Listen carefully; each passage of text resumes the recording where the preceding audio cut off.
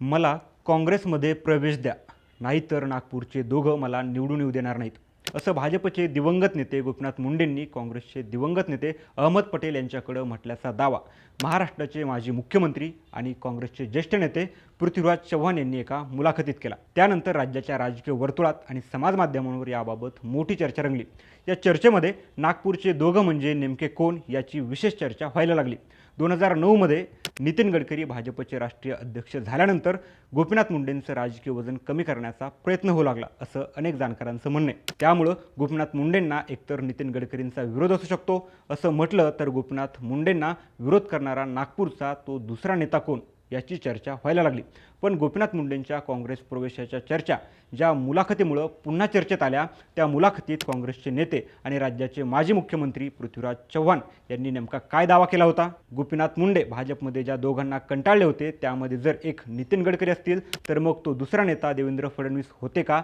याबाबत कोणत्या नेत्यांनी नेमकं काय म्हटले जाणून घेऊ या व्हिडिओच्या माध्यमातून। नमस्कार, मी संतोष आणि तुम्ही पाहताय थोडक्यात। भाजपचे दिवंगत नेते गोपीनाथ मुंडे पक्षात नाराज होते आणि ते काँग्रेसमध्ये जाणार होते। या इतिहासात घडलेल्या राजकीय घटनेवर राजकीय वर्तुळात आणि समाज माध्यमांमध्ये पुन्हा चर्चा सुरू झाल्या। याचं कारण म्हणजे एका मुलाखतीत काँग्रेसचे ज्येष्ठ नेते आणि माजी मुख्यमंत्री पृथ्वीराज चव्हाण यांनी दावा केला की भाजपचे दिवंगत नेते गोपीनाथ मुंडे काँग्रेसमध्ये येणार होते। मी मुख्यमंत्री असताना मुंडे आणि अहमद पटेल यांच्यात गुप्त बैठका झाल्या होत्या। पृथ्वीराज चव्हाण हे 2010 ते 2014 या काळात महाराष्ट्राचे मुख्यमंत्री होते। त्यांच्या दाव्यानुसार याच काळात गोपीनाथ मुंडे यांनी काँग्रेस प्रवेशासाठी हालचाली सुरू केल्या। मात्र मुंडेंनी यासाठी एक स्पष्ट अट घातली होती, केंद्रात मंत्रिपद द्या। चव्हाण यांच्या शब्दात सांगायचं झालं तर मुंडे म्हणाले होते, मला काँग्रेसमध्ये घ्या, अन्यथा नागपूरचे दोघं मला निवडून येऊ देणार नाहीत। हे नागपूरचे दोघं कोण याचा स्पष्ट उल्लेख त्यांनी केला नाही, तरी त्यातून भाजपमध्ये गोपीनाथ मुंडे अस्वस्थ होते असं त्यांना सांगायचं असावं। चव्हाण यांच्या दाव्यानुसार या प्रवेशाला काँग्रेस अध्यक्षा सोनिया गांधी यांनी त्यावेळी हिरवा कंदील दिला होता, पण तत्कालीन पंतप्रधान डॉक्टर मनमोहन सिंग यांनी मात्र याला विरोध केला। विरोधी पक्षातल्या एका खासदाराला थेट पक्षात घेऊन मंत्रिपद देणं योग्य नाही अशी भूमिका त्यांनी घेतली आणि त्यामुळे मुंडेंचा हा संभाव्य काँग्रेस प्रवेश बारगळल्याचा दावा त्यांनी केला। विशेष म्हणजे मी पंतप्रधानांकडे न जाता थेट सोनिया गांधींकडे गेलो, याचा मला पश्चाताप होतो अशी चव्हाण यांनी खंतही व्यक्त केली। मुळात मुंडेंसारखा नेता ज्यानं स्वतःच्या मेहनतीनं महाराष्ट्रात भाजपचा जनाधार उभा केला, तो नेता पक्ष सोडण्याचा विचार तरी का करत होता याचं उत्तर शोधण्यासाठी थोडं मागं जावं लागेल। गोपीनाथ मुंडे आणि प्रमोद महाजन या जोडीनं 1980च्या दशकापासून महाराष्ट्रात भाजपची पायाभरणी केली। 1995 मध्ये युतीचं सरकार आल्यावर मुंडे उपमुख्यमंत्री आणि गृहमंत्री झाले, पण त्यानंतर तब्बल 2014 पर्यंत म्हणजे जवळपास 2 दशकं भाजप शिवसेना युतीला पुन्हा सत्ता मिळालीच नाही। या दीर्घ वनवासाच्या काळात मुंडेंना पक्षात हवं तसं केंद्रीय नेतृत्वाचं स्थान मिळालं नाही असं अनेक विश्लेषकांचं म्हणणं आहे। स्वतःहून वरिष्ठ असूनही तुलनेनं कनिष्ठ असलेल्या नितीन गडकरी यांना राष्ट्रीय अध्यक्षपद मिळाल्यावर मुंडेंच्या मनात नाराजी असल्याची चर्चा त्या काळात रंगली होती। पण इथं एक गोष्ट लक्षात घेणं तितकंच महत्त्वाचं आहे, मुंडे यांनी कधीही जाहीरपणे भाजप सोडण्याची घोषणा केली नव्हती किंवा गडकरींच्या हाताखाली काम करणं कमीपणाचं मानलं नाही असं अनेक जाणकार वेळोवेळी सांगत आलेत। मात्र भाजपचे दिवंगत नेते प्रमोद महाजन यांच्या निधनानंतर भाजपमध्ये गोपीनाथ मुंडेंची पक्षांतर्गत ताकद कमी करण्याचे प्रयत्न झाले, हे देखील तितकंच खरं।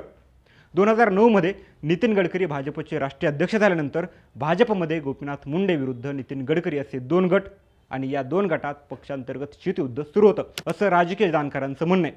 नितीन गडकरी राष्ट्रीय अध्यक्ष झाल्यानं राज्यातल्या पक्षांतर्गत निवडीमध्ये त्यांचा हस्तक्षेप वाढत होता, त्यामुळं गोपीनाथ मुंडेंच्या विरोधात नितीन गडकरी जाणं साहजिकच।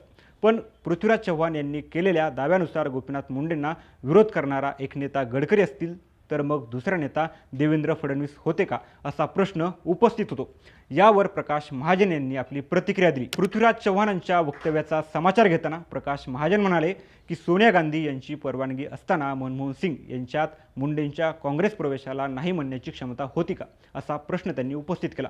पुढे ते म्हणाले, पंतप्रधान कार्यालय सांभाळणाऱ्या पृथ्वीराज चव्हाण यांना हे माहीत नसावं, गोपीनाथ मुंडेंची पक्षातली नाराजी लपून नव्हती आणि ते काँग्रेसमध्ये प्रवेश करणार होते। तसंच भाजपमधल्याही काही नेत्यांना मुंडेंनी काँग्रेसमध्ये जावं असं वाटत होतं, पण काँग्रेसमधल्याच काही नेत्यांना म्हणजेच विलासराव देशमुख यांना गोपीनाथराव काँग्रेसमध्ये नको होते।